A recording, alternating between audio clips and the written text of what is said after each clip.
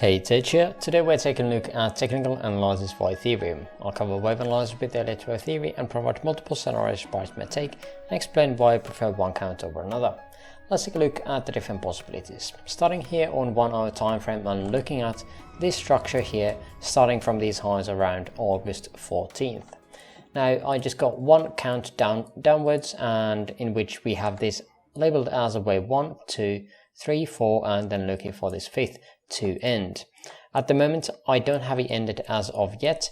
Indeed I still got this labeled as either the wave 4 here, but let's get into the smaller time frame so we can actually see something. In here on 15 minutes we had this as the micro 4, and this was going to be 1, 2, then this whole structure was going to be 3. 3 of 3 here has the lowest RSI here, but this low here on RSI makes me consider that, is this actually the third here, or is this just the third of third? I'm not quite sure.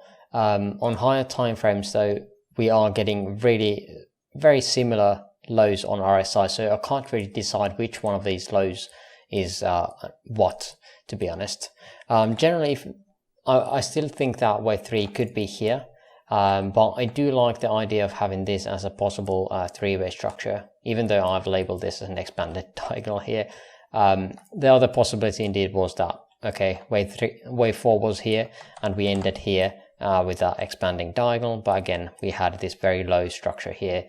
But again, the extreme here for that fifth wave would explain that structure, that again we had the highest momentum on the last wave, not giving us divergences, and therefore we don't even have divergence between these two lows. We have to be careful here monitoring this wave. If this turns into a 5-way structure, at that point we could be saying that, okay, this could be done here, or this could be morphing into something like this, where we are retracing back to the higher time frame structures here around the 32 retracement, or 38.2 retracement, and this would be only the wave 4, and then and only then we would be getting this last fifth wave. So there are quite a few different possibilities here, but again the wave 2 here was very swift, so we could be expecting some kind of wasting time effort here for this leg here of wave 4. So that is my expectation at the moment. Now this move here definitely is very strong here, and we can see that we already have a three-way structure here. Now the only thing that I don't think this is too impulsive here is the extension targets, because we don't even get anywhere close to the 1.618. Some of the altcoins did push through this 1.618, and like Phantom I think had higher extension here. So although not impossible to call this a 5-way move here if it even makes one more high, it is a bit less likely to me because again that extension target. At the moment we would have this as a running flat, which would be very more bearish signal, because again we did not take out this A wave high here, B and then C. Yeah. Generally, however, on expanded flats or running flats, this B wave here would not create such low RSI reading. Generally, it uses the RSI or creates a very high RSI reading here, as the wave B here is usually very insignificant. Here it is very strong here as a move to the downside, so I'm quite hesitant to call this a expanded flat. So it is possible that wave 4 was here, and this was indeed a wave 5 or the first of wave 5. At that point again we could be calling this 3, 4 and 5 here, and then it would be on higher time frame looking for that divergence to happen between these lows here, and giving us that divergence between this low here and then the low to come. But we'll see how it turns out. If we are zooming out a bit higher time frame, or zooming out a bit, I'm definitely looking this whole structure as the start of something. So whether we are going to be getting this small extension here to the downside or not, I'm not too worried. I would preferably take my longs here.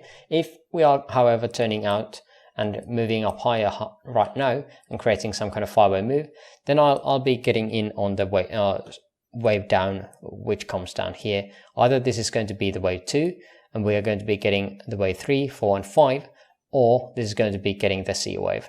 But yeah, those are the options at the moment.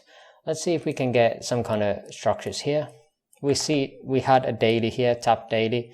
Now we did not hold there, so there are still some targets here. We can definitely move this out of the way down here into this probably area here.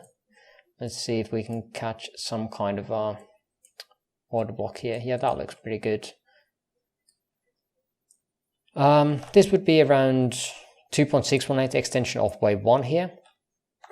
It is quite a stretch because we already had an extension on the 3rd, but we definitely are getting that extension on 5th as well. So the 2.618 would fit here.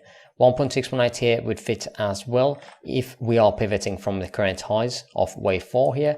That would be around the $1,360 area, bottom of basically this order block here. Nothing else really there too much else to me strikes out at this very moment. Let's take a look at the volume profile. There is this volume node here that is definitely giving and hoping or giving us some kind of a support area here. Not much else, but yeah, a node or volume node here, 2.618 extension of this one here from here, and also the 1.618 extension of this move pivoted from this wave 4 here. So we'll see if again we are taking out this current high here around the $1,511, then we would have to move this a bit higher or wherever it is going to be landing, and then we don't have that matching area here at $1,365 area. But yeah, around that area I'm still looking for downside at the very moment. But if you made it this far into the video, I would appreciate the likes. Link to my free Discord server in the description below, and for now I thank you for watching and hope you have an amazing rest of your day. See you in the next video, bye bye.